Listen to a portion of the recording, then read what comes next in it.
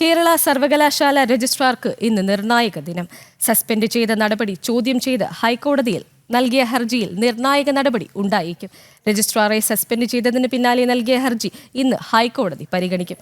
അതേസമയം ഇന്നലെ ചേർന്ന അടിയന്തര സിൻഡിക്കേറ്റ് തീരുമാനം സത്യവാങ്മൂലമായി കോടതിയിലെത്തും.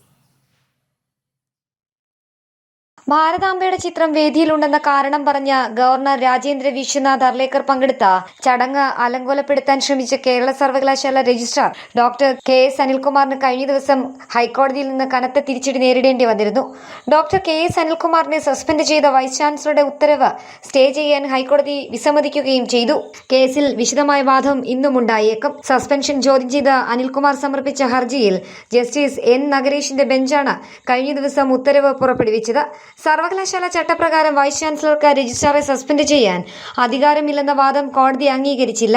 VCക്ക് സസ്പെൻഡ് ചെയ്യാൻ അധികാരമുണ്ടെന്നും എന്നാൽ അത്തരം നടപടി സിൻഡിക്കേറ്റിന്റെ അംഗീകാരത്തിനായി സമർപ്പിക്കണമെന്നും കോടതി വാക്കാൽ നിരീക്ഷിച്ചിരുന്നു. ഈ പശ്ചാത്തലത്തിൽ ഇന്നലെ സിൻഡിക്കേറ്റ് യോഗം ചേർന്നെങ്കിലും ബഹളത്തെ തുടർന്ന് VC യോഗം പിരിച്ചുവിട്ടു.